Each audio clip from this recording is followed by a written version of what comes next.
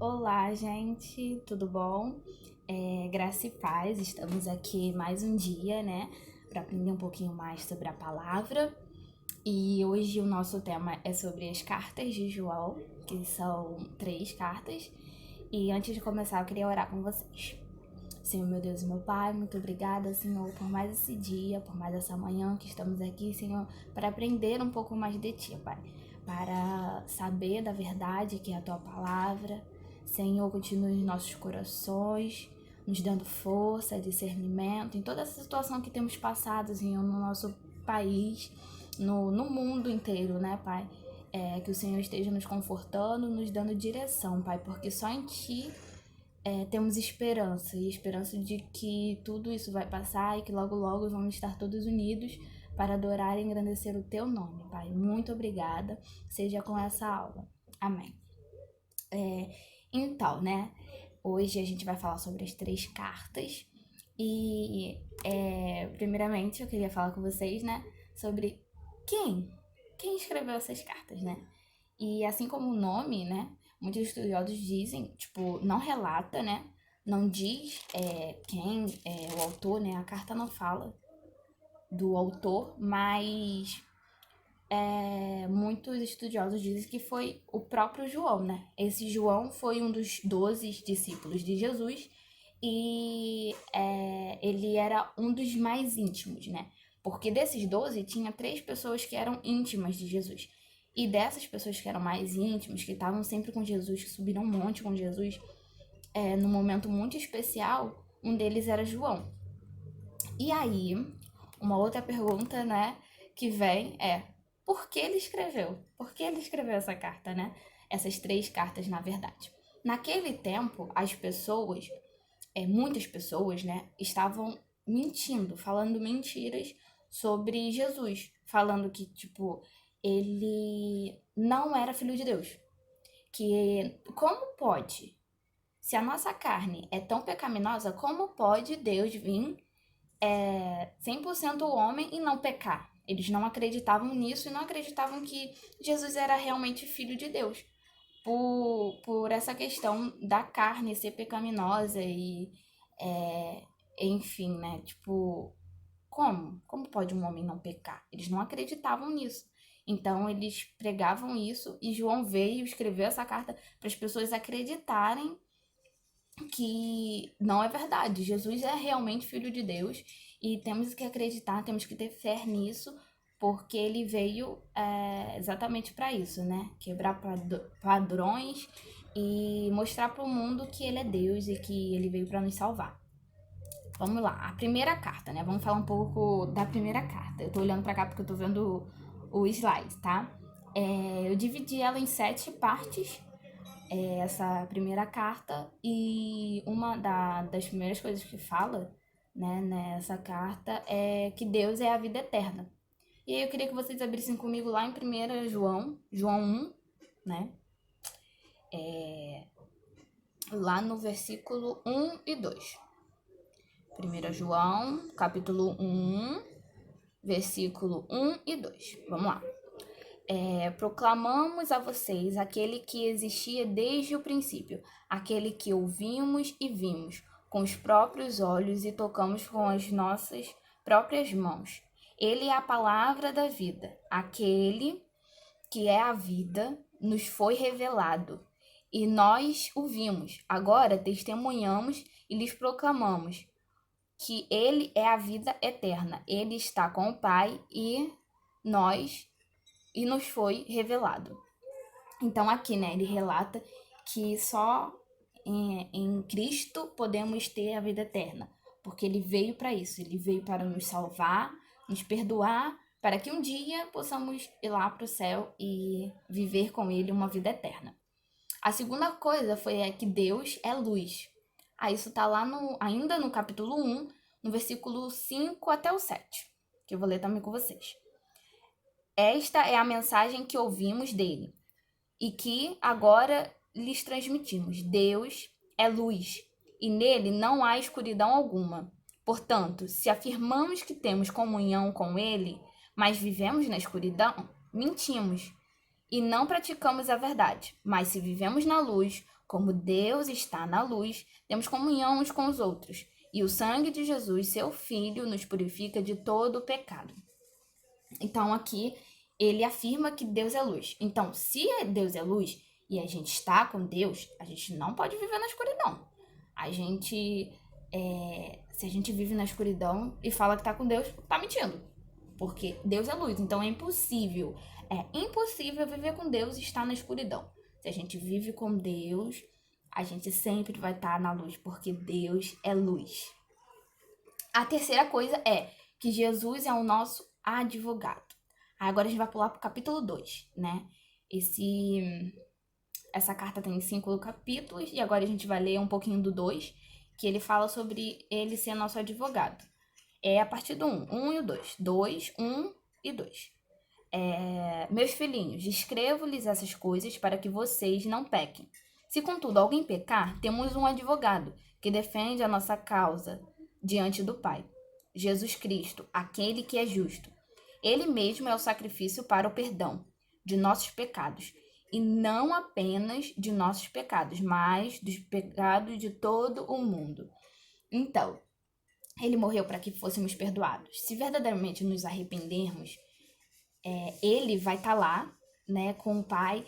Imagina, Jesus está lá com o Pai, a gente pecou, aí Deus fala assim, não acredito que eles pecaram. Aí Jesus fala, Pai, por favor, perdoa. Eu fui lá, morri por eles, eu sei que eles não querem, ele tá se arrependendo de coração, perdoa ele, Paizinho. Aí Deus fala assim, tá bom, vou perdoar. Porque ele é o nosso advogado, ele tá lá com Deus e ele intercede por nós. A quarta coisa tá lá no capítulo 3, que é viver como Jesus. Aqui ele fala um pouquinho do que devemos fazer enquanto estamos aqui na Terra, né? Que é viver como Jesus. A gente teve o exemplo de Jesus, né? E ele ainda está em nós, ele vive em nós, então devemos viver como Jesus. E aí eu queria ler com vocês o 3, capítulo 3, versículo 2 e 3, que fala assim, amados, já somos filhos de Deus, mas ele ainda não nos mostrou o que seremos quando Cristo vier. No caso, a volta de Cristo. Sabemos, porém, que seremos semelhantes a ele, pois o veremos como ele realmente é. E todos que têm essa esperança se manterão puros como ele é puro. Ou seja, temos que viver em pureza aqui na terra. Temos que viver na simplicidade, assim como Jesus foi simples.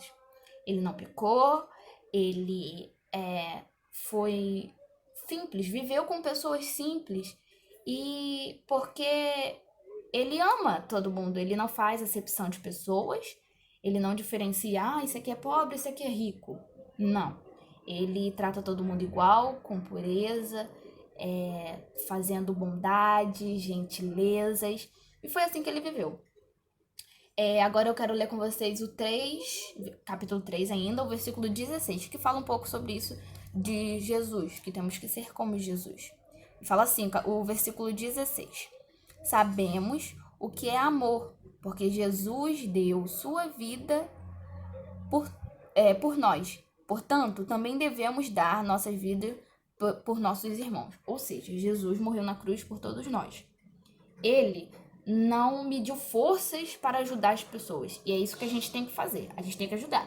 Viu alguma coisa na rua que está ao seu alcance? Você pode fazer. O seu amiguinho da escola está precisando de uma caneta. Sei lá, né? Aí não tem ninguém para emprestar, ou ele tá com vergonha, mas você tá vendo que ele tá precisando de uma caneta. Aí ele tá lá com vergonha, não sei o que. Você vai lá e dá uma caneta, sabe? Se você pode dar, né? Senão só empresta. E isso é uma demonstração de amor, uma demonstração de gentileza com o nosso amigo, o nosso próximo, né? Às vezes a gente tem que ficar atento o que está acontecendo do nosso lado. Às vezes as pessoas não vão vir até nós pedir ajuda. Então a gente tem que estar atento para aquilo que as pessoas precisam. E isso é uma demonstração de amor. Você ser sensível àquilo que o outro precisa é uma demonstração de amor. É aquilo que Deus fez, sabe? Ele sabia o que cada um passava E ele ia lá, sabe? Igual a mulher samaritana. Não sei se vocês lembram dessa história. Mas ele sabia que em determinado momento ela ia estar naquele poço para pegar água. E ele ficou ali esperando, porque ele sabia que ela tá ali, ele sabia que ela precisava da palavra dele. E a quinta coisa é sobre os falsos profetas. Naquela época, né, como eu expliquei pra vocês, foi por isso que ele escreveu, porque estavam muitas pessoas falando heresias, né, coisas que não eram verdade sobre Jesus. E aí lá no capítulo 4, não, capítulo 4, versículo 4, vou ler com vocês, que ele fala sobre esses falsos mestres, né? É assim, filhinhos, vocês pertencem a Deus e já venceram os falsos profetas, pois o espírito que estava em vocês é maior que o espírito que está no mundo. Ou seja, a gente tem que saber discernir. E para isso a gente precisa estudar a palavra. Ó, isso aqui é a verdade. A palavra, a Bíblia é a verdade. Então, a gente precisa estudar isso aqui para saber quando a pessoa está falando o que é certo e o que não é certo. A gente precisa saber da verdade para saber qual é a mentira, certo? A sexta coisa é: devemos praticar o amor a Deus e ao próximo. Precisamos, assim como o mandamento diz, precisamos amar a Deus e ao nosso próximo. E lá no capítulo 4 ainda, versículo 16 até o 21, que a gente vai ler. Vamos lá, a partir do 16. 16 diz assim: sabemos quanto Deus nos ama e confiamos em seu amor.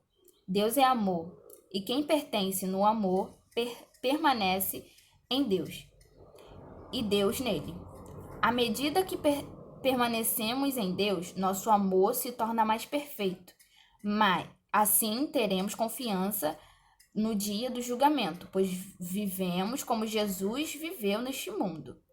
Esse amor não tem medo, pois é perfeito. Amor afasta todo medo. Se temos medo. Não, pera, li errado. É assim: esse amor não tem medo, pois o perfeito amor afasta todo medo. Se temos medo, é porque temos o castigo. E isso mostra que ainda não experimentamos plenamente o amor. Nós amamos porque ele nos amou primeiro. Eu amo esse versículo. Se alguém afirma, amo a Deus, mas odeia o seu irmão, é mentiroso. Pois se não amamos nossos irmãos, a quem vemos, como amaremos a Deus, a quem não vemos? Ele nos deu esse mandamento, que amemos a Deus e aos nossos irmãos. Eu amo essa parte, né? Principalmente o versículo 19, né? Que é: nós amamos porque ele nos amou primeiro. Ou seja, ele é o amor. Se a gente ama a Deus, como podemos amar uma pessoa que está do nosso lado que a gente vê? Deus a gente não vê. A gente ama, a gente crê nele e ainda assim é pouco. Mas a gente se esforça para isso, né? E se a gente odeia o nosso irmão que está do nosso lado, é impossível amar a Deus. E eu não tô falando isso porque eu acho, não. Tá escrito aqui, sabe? E aqui é a verdade, é a palavra de Deus. Então, temos que amar a Deus e temos que amar o nosso próximo. Amém? A sétima coisa é a vida de Deus. A gente não vai ler não porque é grande, mas depois vocês podem ler, que é o capítulo 5, do 1 até o 11, ou o capítulo 5 todo vocês podem ler também, que é muito interessante, fala sobre a vida de Deus, né? Fala que ele é amor, que ele é esperança, que ele nos traz paz e que devemos confiar em Deus, né? E aí agora a gente vai para a segunda carta de João, que é bem pequenininha, que só tem um capítulo e 13 versículos. Então ela é bem pequenininha. E o tema principal dessa carta, que só tem um capítulo, o tema é os falsos mestres. Aqui ele foca nesses falsos mestres e ele diz para a igreja que a gente tem que sempre tá atento e, sabe, sempre tá falando a verdade para combater esses falsos mestres, porque eles não falam o que Jesus realmente é. E aí a gente pode ler do 6 até o 9. Do capítulo, só tem um capítulo, né? Capítulo 1, versículo 6 até o 9, que diz assim: O amor consiste em fazer o que Deus nos ordenou. E ele ordenou que amemos uns aos outros, como vocês ouviram desde o princípio. Digo isso porque muitos enganadores têm ido pelo mundo afora, negando que Jesus Cristo veio como corpo humano. Lembra aquilo que eu falei? Como é que uma pessoa no corpo humano não ia pecar? Como é que Deus ia ficar no corpo humano, né? Quem age assim é o enganador e o anticristo. Tenham cuidado para não perder aquilo que nos esforçamos tanto para conseguir. Sejamos diligentes, a fim de receber a recompensa completa. Quem se desvia desses ensinos não tem ligação alguma. Quem se desvia desses ensinos não tem ligação alguma com Deus. Mas quem permanece no ensino de Cristo tem ligação com o Pai e também com o Filho. Então, aqui ele fala sobre aquilo que eu comentei com vocês, né? O que o povo estava falando aí sobre Jesus, que como é que ele pode vir num corpo humano? Como pode Deus num corpo humano? Né? Seria impossível. Eles não acreditavam nisso e estavam plenamente convictos de convencer aquelas pessoas de que Jesus não podia vir num corpo humano. Mas Jesus é o Filho de Deus e a palavra toda, a Bíblia de Gênesis e Apocalipse fala sobre Jesus, o Filho de Deus, né? Nos detalhezinhos assim a gente consegue ver, né, que Jesus é desde o princípio e ele é perfeito, né? E aí a gente tem que estar sempre atento para essas coisas porque a gente precisa combater falando a verdade, não sendo maldoso, ignorantes, a gente só precisa falar a verdade, porque a verdade vai permanecer, vai prevalecer, então a gente precisa insistir na verdade, que é Jesus. Na terceira carta, né, a última carta de João, também é pequena, só tem um capítulo e 15 versículos, né, um pouquinho mais do que a segunda carta, né, mas é bem pequenininha ainda. E eu dividi ela em duas partes, né. A primeira parte é que João fala para Gaio, que é um amigo dele, né, ele fala sobre como tá contente com a fidelidade, com o amor que ele tem pela igreja e pela verdade, como ele prega, sabe? Ele tá ali como eu posso dizer? Ele tá ali como um missionário. E Gaio era como se fosse um missionário e ele tava ali pregando, sempre insistindo, falando a verdade, o que a gente deve fazer. E ele também fala sobre um outro homem que se chama Diotrefes. E esse homem, ele estava sendo totalmente diferente daquilo que a palavra diz. A palavra diz que a gente tem que ter o quê? Comunhão com os nossos irmãos. E ela também diz que a gente tem que ajudar aqueles irmãos que precisam, que estão em prol a favor, né? Do evangelho. Que, tipo, largaram a vida deles toda só para pregar o evangelho. Então, esse homem estava sendo contra isso, sabe? Ele tinha a igreja dele, e aí, tipo, vem um missionário. Imagina que você é um missionário e você chega na igreja dele, aí ele fala, não, você não pode entrar. Só os membros que podem ter comunhão. Aí imagine, tipo, você chega lá em Peniel, aí ninguém te recebe. Você ia ficar muito triste, né? Tipo, você tava ali pregando a palavra e aí eles te recusam. Eu ia ficar super triste e antes de a pessoa ficar triste, eles estavam entristecendo a Jesus, porque Jesus, sabe, as pessoas estavam ali por Jesus, sabe? Não era por eles. Além dele negar a ajuda, ele obrigava as pessoas que estavam na igreja dele a não ajudar ninguém. E a gente vai ler isso no versículo 9 e 10. Terceira João, capítulo 1, o 9 e o 10. A gente vai ler para vocês entenderem melhor, né? Que diz assim: Escrevi à igreja sobre isso, mas Diotrefes, que gosta de ser mais importante, se recusa a receber-nos. quando eu for, relatei algumas das coisas que ele tem feito, bem como suas acusações maldosas contra nós. Ele não apenas se recusa a escolher os irmãos, mas também impede os outros de ajudá-los. Ou seja, ele impede qualquer pessoa de ajudar os missionários. E quando o fazem, ele os expulsa da igreja. Ou seja, ele proibia as pessoas de ajudar os missionários. E se as pessoas resolvessem ajudar, iam ser expulsas da igreja. Iam ter que procurar outra igreja. Então, ele não estava agradando a Deus. E essas foram as 3 cartas. Para concluir, né? Disso tudo, né? As 3 cartas falam muito sobre amor. Porque Deus é amor, né? Então, devemos viver como Jesus viveu. Seguir todos os seus mandamentos, sempre confiar e viver na verdade e no amor. Devemos sempre estar alicerçados no que é a verdade, na palavra, sempre ler. Vamos sempre ler todo dia um versículo, aí depois aumenta para um capítulo e assim em diante. A gente precisa ler a Bíblia, precisa conhecer a verdade para saber o que é mentira, porque hoje em dia, não é só naquela época não, hoje em dia também tem muitos falsos mestres falando heresias, que é a distorção da verdade, né? Heresia é isso, não falando o que Jesus realmente foi o que Jesus é. Então tem muitas pessoas assim, então devemos sempre estar lendo a Bíblia para saber o que é certo e o que é errado. E só podemos fazer isso se permanecermos em Cristo. Amarmos a Deus e ao nosso próximo.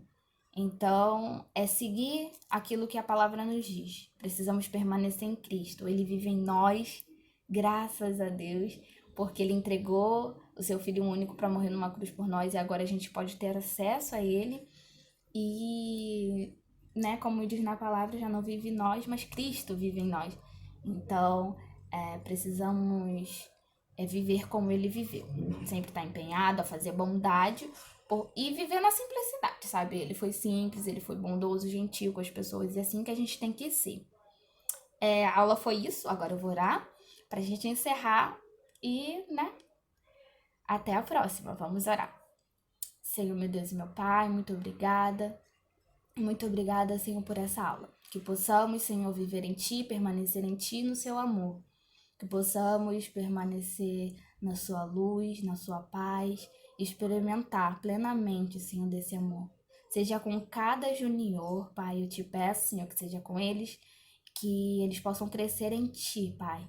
Em nome de Jesus, muito obrigada por tudo que o Senhor tem feito e por tudo que ainda vai fazer, Pai. Muito obrigada. Amém.